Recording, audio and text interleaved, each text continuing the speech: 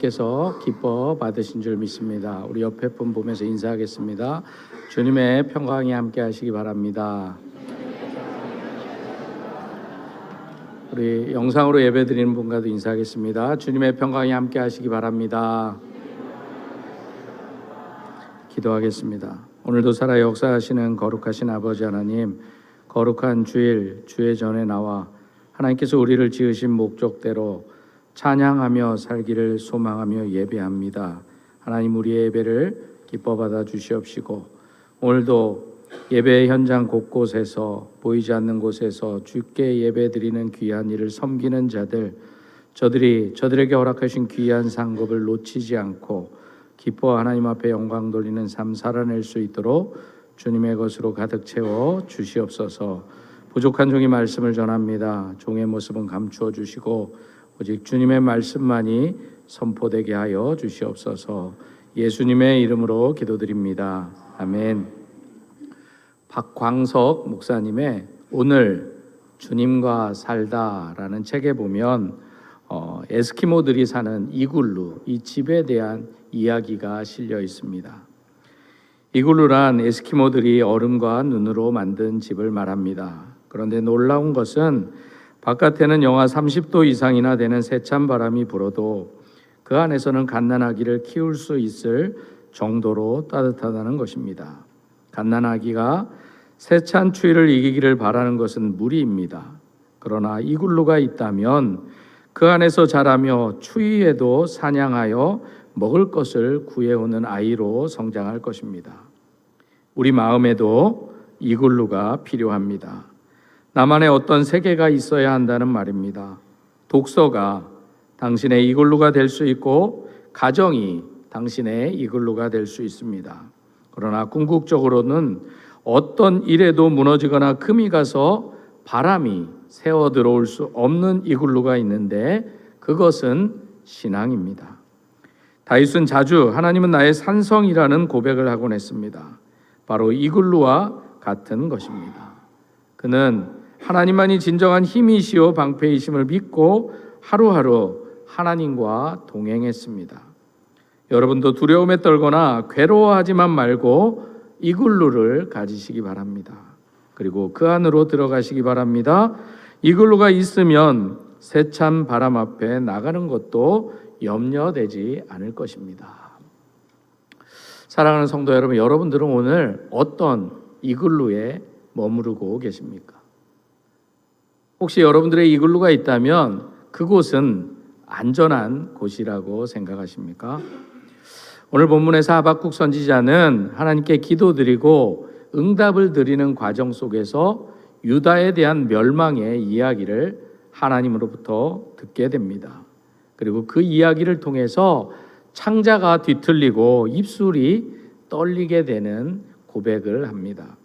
왜냐하면 자신의 민족이 바벨론의 침략을 받아 철저하게 짓밟히고 멸망당할 것이라는 하나님의 말씀은 그에게 큰 고통이 아닐 수 없기 때문이었습니다. 그래서 하박국 선지자는 이러한 자신의 고통에 대해 환난 날을 기다림으로 뼛속까지 썩어 들어간다라고 고백하고 있습니다. 16절의 말씀입니다. 내가 들었으므로 내 창자가 흔들렸고 그 목소리로 말미암아 내 입술이 떨렸도다. 무리가 우리를 치러 올라오는 환난 날을 내가 기다림으로 썩이는 것이 내 뼈에 들어왔으며 내 몸은 내 처소에서 떨리는도다.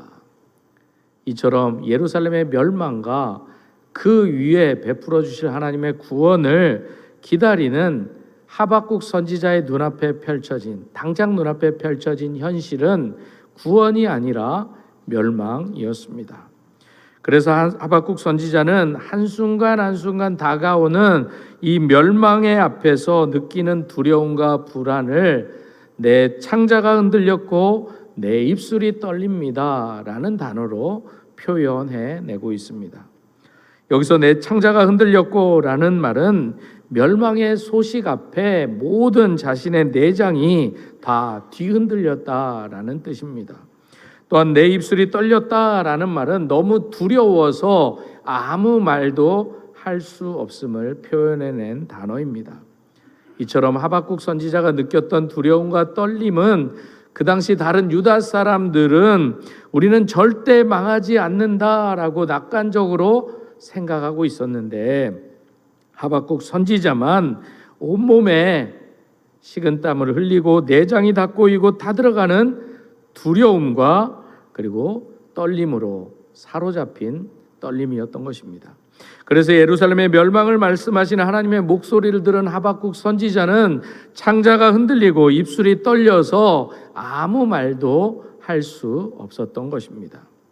그렇다면 왜 다른 유다 사람들은 아무 문제도 못 느끼고 평안할 것이라고 생각하고 있는데 왜 하박국 선지자 혼자만 이렇게 하나님의 음성 앞에 고통스러워만 했다고 여러분들은 생각하십니까? 그것은 바로 하박국 선지자 혼자만이 하나님의 이 경고의 말씀 앞에 민족의 유다의 민낯을 정확하게 바라보았기 때문이었습니다.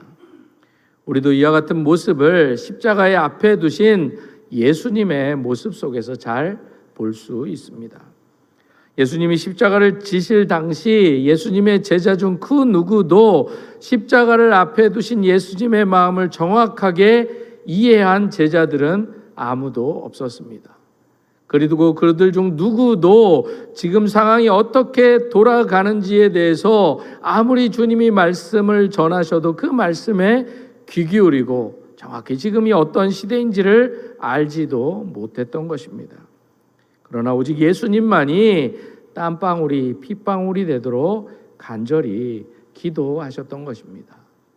왜 주님은 그렇게까지 간절하게 하나님께 기도하셨을까요?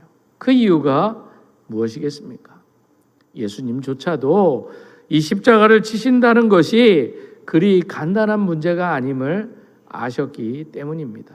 십자가를 지시기 전에 이미 십자가의 고통이 얼마나 큰 고통인지를 주님은 이미 알고 계셨던 것입니다. 자신이 십자가를 져야만 모든 사람들이 구원을 받을 수 있을 텐데 십자가를 지지 못하도록 방해하는 자들이 너무 주님 곁에 많이 있었던 것입니다. 그래서 이 문제를 놓고 목숨을 걸고 간절하게 하나님 앞에 기도하셨던 것입니다. 그래서 주님의 십자가의 고난은 단순히 육신적인 고통만이 아니라 심리적으로 얼마나 큰 고통을 당하게 되셨는지를 요한복음 19장 34절은 이렇게 말씀합니다. 그중 한 군병이 창으로 옆구리를 찌르니 곧 피와 물이 나오더라. 현대의 심장 전문의들의 말에 의하면 죽은 사람에게서 피와 물이 나온다는 것은 있을 수 없고 또 굉장히 희박한 사건이라고 합니다. 피와 물이 나왔다는 것은 아주 극도의 불안한 심리 상태에서 오랜 정신적 고통 속에서 극도로 혈압이 올라가서 심장이 파열되지 않고는, 그리고 심장에 혈액이 차 있지 않고는 그런 일이 일어날 수 없다라는 것입니다. 그래서 주님은 못에 박혀 서서히 죽어가시는 엄청난 육신의 고통도 참기 힘드셨겠지만 그보다 몇십 배, 몇백 배에 이르는 정신적인 고통으로 아마 하박국 선지자의 고백처럼 창자가 뒤틀리고 심장이 타들어가는 고통을 느끼셨을지도 모르겠습니다. 제 앞에서 돌이키지 않는 우리들을 향한 하나님의 진노 앞에서 저들을 어떻게 할꼬, 저들을 어찌할꼬 하시며 주님의 심장이 타들어 가셨던 것입니다. 우리 주님께서는 사랑하는 제자들에게 그리고 세상의 모든 사람들에게도 버림받으셨지만 무엇보다도 모든 사람의 상처와 고통을 치유하기 위해서 하나님께까지 버림받으셔야만 했던 것입니다. 그래서 주님의 고통이 더 크고 더 아프셨을지도 모르겠습니다. 그런데 우리들 입장에서 볼 때 종종 이 하나님의 외면을 경험할 때가 종종 있습니다. 갑자기 어려운 일들이 우리의 삶에 찾아오고 질병이 찾아왔는데 아무리 기도해도 내가 도대체 무슨 잘못을 했기래 이런 일들이 일어났나, 하나님 도와주십시오, 간절히 기도하는데 하나님께서 외면하시는 것과 같이 느낄 때가 우리도 종종 있다라는 것입니다. 그때 아마 우리도 이 어려움과 질병과 두려움과 고통의 문제보다는 내가 아프고 내가 이렇게 절망하는데 나를 외면하시는 것과 같은 하나님 때문에 더 힘들어하고 더 고통스러울 수도 있었을 것입니다. 그럼에도 하나님의 이 외면하심과 일하심에는 분명한 목적이 있음을 하박국은 고백하고 있습니다. 그것은 바로 우리의 구원 때문이라는 것입니다. 하박국 3장 13절과 15절의 말씀은 이렇습니다. 주께서 주의 백성을 구원하시려고 기름 부음 받은 자를 구원하시려고 나오사 악인의 집에 머리를 치시며 그 기초를 바닥까지 드러내셨나이다. 그들이 회오리 바람처럼 이르러 나를 흩으려 하며 가만히 가난한 자 삼키기를 즐거워하나 오직 주께서 그들의 전사의 머리를 그들의 창으로 찌르셨나이다. 주께서 말을 타시고 바다 곧 큰 물의 파도를 밟으셨나이다. 이처럼 세상의 악인들은 자신의 이익과 즐거움을 위해서 다른 사람들을 공격하고 핍박하고 괴롭힙니다. 심지어 하나님을 믿는 사람들을 죽이려고까지 합니다. 그러나 하나님께서는 하박국 선지자의 고백처럼 주의 백성들을 구원하기 위하셔서 반드시 악한 자, 우리들을 괴롭히는 모든 삶의 문제에 머리를 쳐 버리시겠다고 약속하십니다. 그리고 공경에 처했던 당신의 자녀들을 반드시 구원해 주시겠다고 약속하십니다. 그리고 우리가 온전한 마음으로 하나님만 의지하도록 하십니다. 이처럼 하나님께서 우리 성도들에게 고난을 주시는 이유는 우리를 구원하시고 우리를 하나님 앞에서 하나님만 바라보고 하나님만 의지하는 겸손한 자로 만들기 위해서다라는 것입니다. 그래서 때로는 악한 자들의 손에 맡겨서 혹독한 고난과 질병과 아픔을 겪게 하셔서라도 나는 하나님의 도움 없이는 단 한순간도 살 수 없는 사람임을 인정하기를 원하신다는 것입니다. 그래서 이 사실을 알고 있었던 하박국 선지자도 고통과 절망 속에만 사로잡혀 있지 않고 오히려 나라와 민족을 위해서 다시 일어나 그들을 멸망시키겠다고 말씀하신 하나님 앞에 오히려 간절히 기도하고 있음을 볼 수 있습니다. 하박국 3장 2절의 말씀입니다. 여호와여, 내가 주께 대한 소문을 듣고 놀랐나이다. 여호와여, 주는 주의 일을 이 수년 내에 부응하게 하옵소서. 이 수년 내에 나타내시옵소서. 진노 중에라도 긍휼을 잊지 마옵소서. 사실 우리도 중 누구도 자신의 가정과 나라와 민족이 재앙에 걸려서 멸망당할 것이다, 질병에 걸려서 죽을 것이다 라는 소식을 들었음에도 불구하고 절망하지 않고 고통에 사로잡히지 않을 사람은 아마 아무도 없을 것입니다. 그럼에도 불구하고 이 하박국 선지자는 하나님의 이 유다에 대한 멸망의 계획이 이미 바뀔 수 없는 하나님의 뜻이었음을 알았기에 진노 중에라도 긍휼을 베풀어 달라고 끝까지 유다의 선지자로서 자신에게 맡겨주신 이 사명을 최선을 다해 기도함으로 감당하고 있음을 볼 수 있습니다. 이처럼 돌이킬 수 없고 변할 수 없는 하나님의 계획과 역사 앞에서 우리가 할 수 있는 최선의 방법은 다른 것이 아니라 하나님의 긍휼과 자비를 구하는 기도밖에 없다라는 것입니다. 이것은 또한 우리 성도들이 우리가 어떤 상황에 놓였을지라도 모든 상황 속에서 내 형편과 내 처지가 어떠하든지 간에 우리의 가정과 나라와 민족을 위해서 하박국 선지자처럼 간절히 중보 기도하는 것을 놓치지 말아야 될 이유도 바로 여기에 있는 것입니다.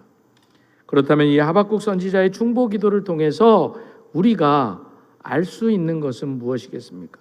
그것은 바로 믿음을 가진 사람에게 하나님의 말씀은 실제이다라는 것입니다. 바로 부인할 수 없는 사실이자 진리의 말씀이다라는 것입니다. 하박국은 그래서 예루살렘이 망한다는 하나님의 말씀에 온 창자가 뒤틀릴 정도로, 그리고 뼈에 고름이 차서 썩어가는 것처럼 두려움에 떨 수밖에 없었습니다. 그럼에도 불구하고 하박국 선지자는 하나님의 목소리, 하나님이 하시는 말씀 그대로 듣고 받아들였습니다. 그러나 그 자리에 주저하지 않고 끝까지 하나님의 긍휼하심과 자비하심에 대한 기대를 놓지 않았습니다. 그러나 이와는 반대로 하나님을 믿지 않았던, 하나님을 믿는다고 말로만 했던 유다 백성들은 예루살렘은 안전하다, 편안하다, 그렇게 믿고 살았습니다. 자기 하고 싶은 대로, 자기 뜻대로 살아갔던 것입니다. 그런데 오늘 이 모습 속에서 우리가 한 가지 의문이 생깁니다. 왜 바로 하나님의 말씀에 불순종하는 자들은 전혀 고통을 느끼지 못하는데, 왜 하나님의 말씀을 잘 듣고 순종하는 이 하박국 선지자와 같은, 하나님 앞에 범죄하지 않고 하나님의 말씀대로 살아갔던 이 하박국 선지자는 이러한 심한 고통을 겪어야만 되는가라는 것입니다. 그렇다면 너무 억울하지 않겠습니까? 세상 사람들은, 하나님을 알지 못하는 사람들은 즐기면서 편안하게 살아가는데, 나는 내 죄뿐 아니라 그들의 죄까지도 다 회개하면서 창자가 뒤틀리는 아픔으로 왜 기도해야 하는지 도무지 이해가 되지 않는 것입니다. 그러나 분명한 것은 그렇게 살아가는 것이 바로 주님이 걸어가신 것이고 우리가 걸어가야 할 길이라는 것입니다. 왜냐하면 하나님께서는 그렇게 기도하는 사람들을 통해서 죄를 덮어 주시기도 하셨습니다. 재앙을 물리쳐 주시기도 하고 고통의 기간을 단축시켜 주시기도 하셨습니다. 그래서 하박국 선지자는 하나님의 심판과 재앙의 결과로 이제 내가 모든 것을 다 잃어버려도 그 재앙을 허락하신 하나님 때문에, 그 하나님으로 말미암아 하나님 안에서 여전히 저는 즐거워하고 기뻐하겠습니다, 놀라운 고백을 합니다. 17절과 18절의 말씀입니다. 비록 무화과 나무가 무성하지 못하며 포도나무에 열매가 없으며 감람나무에 소출이 없으며 밭에 먹을 것이 없으며 우리의 양이 없으며 외양간에 소가 없을지라도 나는 여호와로 말미암아 즐거워하며 나의 구원의 하나님으로 말미암아 기뻐하리로다. 사실 곧 환난이 임하리라는 하나님의 말씀은 하박국 선지자에게는 뼈가 썩고 몸이 떨리는 두려운 말씀임에는 틀림이 없었습니다. 그러나 하박국 선지자는 바로 그때 다가올 환난 날을 상상하면서 무화과 나무와 포도나무와 감람나무와 그리고 가축들이 다 사라지는 그야말로 최악의 상황을 머릿속에 떠올립니다. 그러면서도 하박국은 결단합니다. 비록 멸망이 다가오고 있고 내가 가지고 누려왔던 모든 것들이 사라질지라도 그래도 나는 오직 여호와 하나님으로 말미암아 즐거워하고 기뻐하겠다라고 그냥 결심해 버립니다. 본문에서 여호와로 말미암아 이 단어는 여호와 안에서라는 뜻도 있습니다. 따라서 하나님을 떠나 돌이키지 않는 예루살렘 유다 백성들을 보며 크게 실망했던 이 하박국 선지자가 이제 그들에게서 눈을 돌려 하나님만 바라보겠다 했던 것입니다. 하나님 안에 거하겠다라는 것입니다. 그랬더니 그 안에서, 하나님 안에서 즐거움과 기쁨이 생겼다는 놀라운 고백을 할 수 있었던 것입니다. 그것은 바로 세상이 줄 수 없는 즐거움과 기쁨이었습니다. 하나님을 알지 못하고 하나님을 믿지 않는 자에게는 감히 누릴 수 없는 즐거움과 기쁨이었습니다. 왜냐하면 우리가 기뻐하는 데는 다 이유가 있지 않습니까? 우리가 무언가를 많이 가졌거나 무언가를 많이 누렸거나 좋은 학교에 좋은 직장에 취직하고 또 승진을 하거나 좋은 집, 좋은 자를 타고 다닐 때 기뻐할 때가 있습니다. 그러나 하나님 안에서 누리는 이 기쁨과 즐거움은 물론 이러한 기쁨도 있을 수 있지만 이와는 다른 기쁨이었습니다.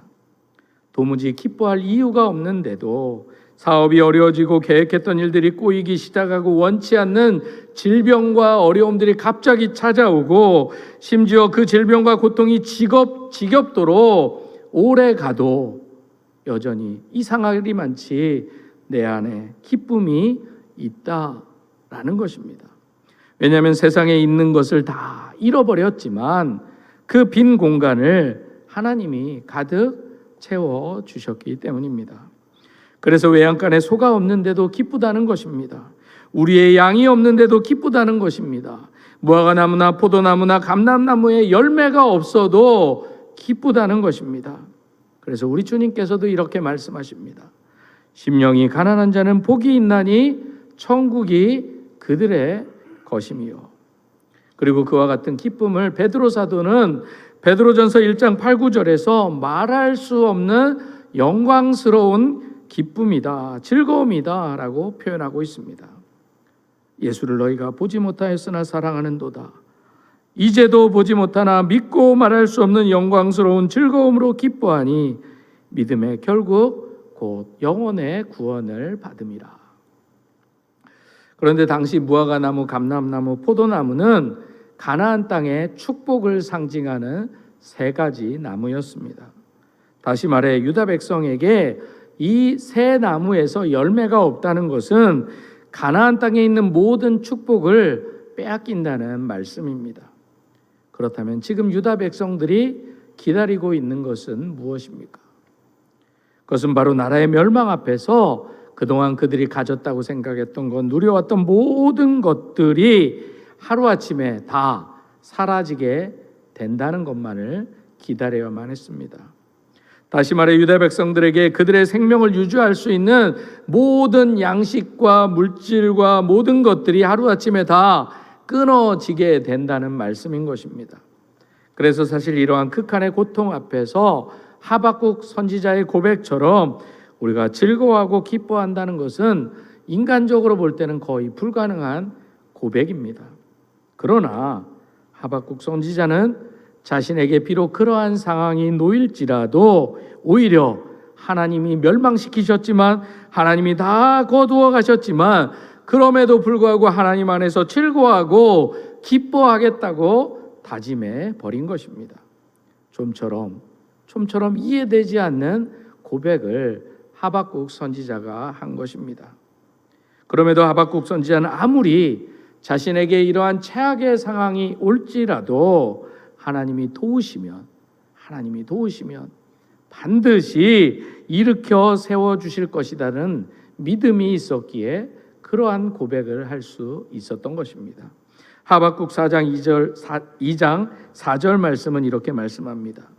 보라 그의 마음은 교만하여 그 속에서 정직하지 못하나 의인은 그의 믿음으로 말미암아 살리라. 사실 우리가 환난을 당하면 힘들어하고 슬퍼하는 것은 당연합니다. 또 좋은 일을 만나면 기뻐하고 즐거워하는 것도 자연스러운 일입니다. 그러나 하박국 선지자는 재앙을 만나 극심한 고난을 당할지라도 하나님을 원망하고 불평하지 않고 구원의 하나님으로 말미암아 즐거워하고 기뻐하겠다고 고백할 수 있었습니다. 이게 어떻게 가능하겠습니까? 그의 고백처럼 하나님을 향한 믿음 때문에 가능했던 것입니다. 하박국 선지자는 하나님께서 지금 잠시 유다의 멸망은 허락하시지만 이제 영원히 그들을 멸망시키는 것은 아니시고 그들에게 반드시 회복과 구원의 은혜를 베푸실 것을 이제 의심하지 않게 된 것입니다. 이처럼 참된 믿음을 가진 사람은 자기에게 있는 모든 것을 다 잃어버릴지라도 또 모든 것을 다 잃고 극심한 고통 가운데 거할지라도 하나님을 믿음으로 하나님으로 말미암아 하나님 안에 거함으로 하나님 안에서 즐거워하고 기뻐하는 사람이 바로 믿음으로 사는 사람이다라는 것입니다. 왜냐하면 하나님께서는 하박국의 입술을 통해서 의인은 믿음으로 사는 사람이다라고 분명히 말씀했기 때문입니다. 그런데 문제는 믿음으로 산다는 것이 어떠한 삶이냐라는 것이 문제라는 것입니다. 믿음으로 산다는 것은 하박국 선지자의 고백처럼 우리를 둘러싸고 있는 상황이 어떨지라도 하나님으로 말미암아 즐거워하고 기뻐하며 사는 것이 바로 믿음으로 사는 삶인 것입니다. 다시 말해 하나님께서 내 자신의 것이라고 생각했던 모든 것들을 거두어 가실지라도, 그리고 내가 지금 당장 현실적으로 큰 어려움을 당하며 극한 고난에 처할지라도 하나님을 떠나지 않고 신앙을 버리지 않고 즐거워하며 기뻐하며 그럼에도 불구하고 하나님 안에서 거하는 삶, 이것이 바로 믿음으로 사는 삶이라는 것입니다. 그런데 우리가 여기서 한 가지 생각해 볼 것이 있습니다. 그것은 바로 우리가 어떤 고난을 당할 때도 아무 이유 없이 하나님으로 인하여 즐거워하고 기뻐하는 것이 과연 믿음으로 산다고 하지만 과연 가능한 일인가? 라는 것입니다. 다시 말해 우리가 고난을 당할 때 하나님으로 말미암아 기뻐하기 위해서는 어떠한 근거, 어떠한 힘, 어떠한 능력이 우리에게 있어야 된다라는 것입니다. 계속 말장난처럼 들리지만 그런데 그 힘과 그 힘의 근원은 바로 하박국 선지자의 고백처럼 믿음으로 사는 길밖에 없다라는 것입니다. 그래서 믿음으로 사는 것은 바로 하박국 선지자의 고백처럼 어떠한 상황 속에서도 끝까지 하나님의 신실하신 약속을 믿고 사는 것이 믿음으로 사는 것입니다. 그래서 하박국 선지자는 하나님으로 인하여 하나님으로 말미암아 하나님 안에 거함으로 하나님으로부터 바벨론으로부터 멸망당하는 심판의 예언의 말씀을 들었음에도 불구하고 심판 후에 회복을 믿음의 눈으로 바라볼 수 있었던 것입니다. 19절의 말씀입니다. 주 여호와는 나의 힘이시라 나의 발을 사슴과 같게 하사 나를 나의 높은 곳으로 다니게 하시리로다. 바로 하박국 선지자는 비록 멸망이라는 상황 앞에서도 그것을 허락하신 하나님 안에 거함으로 하나님께서는 나의 발을 사슴과 같게 하사 나를 나의 높은 곳으로 다니게 하셨습니다 라고 믿음을 가지게 되었습니다. 이것에 대해서 지구촌교회 원로 목사님이신 이동훈 목사님은 이렇게 설명합니다. 이 말씀은 하나님의 약속이면서 동시에 기도하고 있는 선지자의 기대라고 할 수 있습니다. 지금 선지자는 힘을 잃었습니다. 다가오는 전쟁의 소문 그리고 자기 백성의 좌절의 모습 앞에서 자신도 힘을 잃은 상태였습니다. 그러나 선지자는 주 여호와가 나의 힘이라고 고백합니다. 스스로 계시는 하나님, 전능하시고 전지하시며 약속의 지킴을 신실하게 지키시는 여호와 하나님이 나의 힘이라고 고백합니다. 여기 높은 곳은 고대 전쟁에서 승리자가 서는 곳으로 묘사되기도 합니다. 그러나 이미 하박국 2장 1절에서 선지자는 자기가 살고 있는 도시의 가장 높은 곳 망루에 서서 자신의 기도에 대한 하나님의 응답을 기다리겠다고 말한 바가 있습니다. 그리고 그는 거기에서 물이 바다를 덮음같이 여호와의 영광을 인정하는 새 세상의 도래를 바라보고 있습니다. 그러므로 본문 19절에서 나의 높은 곳으로 다님이라는 표현은 완전한 회복의 이미지를 그리는 것입니다. 또한 성경 강해가였던 워렌 위어스비도 높은 곳에서 다니는 사슴의 모습을 이렇게 해석합니다. 때로 고난이 우리에게 다가올 때 하나님은 우리가 그것을 이기고 높이 날아올 수 있는 믿음과 은혜를 주신다. 때로 그분은 빠르고 안전하게 높은 산 위를 뛰어다니는 아름다운 사슴과도 같이 우리를 변화시켜 주신다. 사랑하는 성도 여러분, 우리도 아마 지금 아무리 어려운 고난을 당할지라도 오늘 하박국 선지자의 고백처럼 하나님을 향한 이 믿음의 고백을 할 수 있다면 우리도 그 모든 고난 끝에 하나님의 놀라운 은혜와 영광을 바라볼 수 있게 될 것입니다. 왜냐하면 하나님께서도 우리가 어떤 상황에 있을지라도 믿음의 사람인 우리도 높은 곳에 이르게 하시고 반드시 우리를 두려워하지 않게 하실 것이기 때문입니다. 시편 148편 1절은 말씀합니다. 할렐루야, 하늘에서 여호와를 찬양하며 높은 데서 그를 찬양할지어다. 사실 유다 백성들은 하나님의 언약, 하나님을 떠나 살아감으로 가나안 땅의 모든 축복을 빼앗기고 말았습니다. 그런데 그들은 가나안 땅을 빼앗기고 난 뒤에 오히려 다시 하나님을 바라봄으로 가나안 땅보다 크신 하나님을 되찾게 되었습니다. 하박국 선지자도 이것을 바라보게 된 것입니다. 세상에서 가진 것을 전부 잃은 것보다 구원의 기쁨을 되찾는 일이 훨씬 더 중요하다는 것을 깨닫게 된 것입니다. 왜냐하면 하나님만이 친히 나의 삶의 이유가 되어 주시고 능력이 되어 주시기 때문입니다. 그래서 하나님 안에서 가나안 땅보다 더 풍성함이 그 하나님 안에 있기에 이제 어디로 끌려가든지 하나님만 바라보면 승리하는 삶, 복된 삶을 살 수 있다라는 것이 바로 하박국 선지자가 내린 결론이었습니다. 사실 하박국 선지자도 지금까지 하나님을 예루살렘이라는 장소에 국한시켜 생각했기 때문에 예루살렘, 바로 유다에 집착하는 삶을 살았습니다. 그래서 예루살렘의 상황과 유다 백성들에게 철저하게 실망했습니다.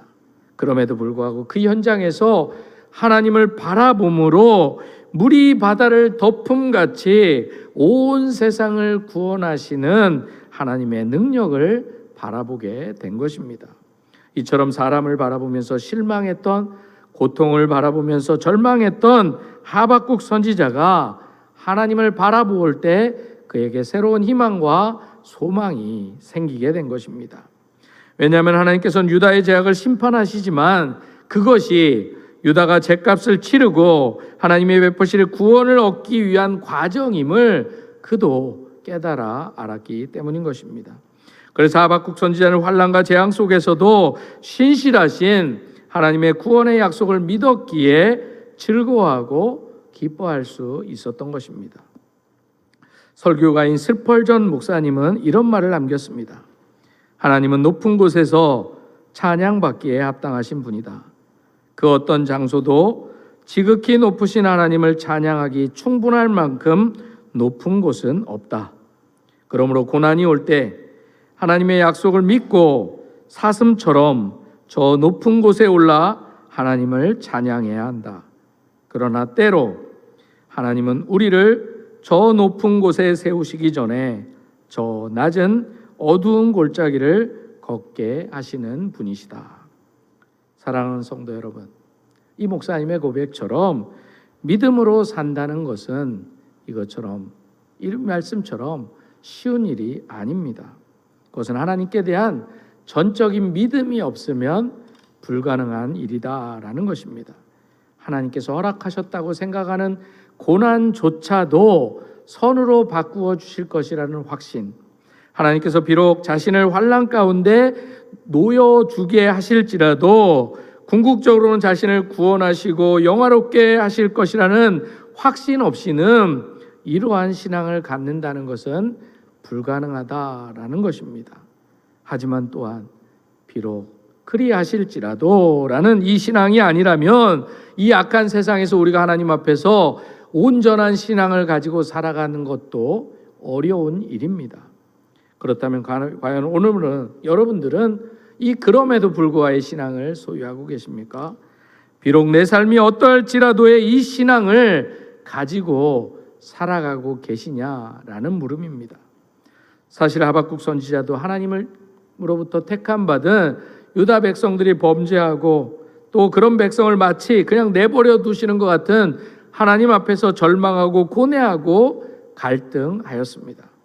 그래서 하박국 선지자도 처음에는 그의 눈이 온통 현실에만, 상황에만, 고통에만, 어려움에만 집중해서 그 안에서 고통스러운 나날을 보내야 했습니다. 그러나 그는 기도 후 하나님의 응답을 통해 그 고통의 현실 너머에 선하게 역사하시고 이기게 하시고 승리하시고 회복해 하실 하나님의 계획하심과 일하심을 바라보게 됩니다. 이처럼 오늘 우리도 똑같은 상황에 놓여 있습니다.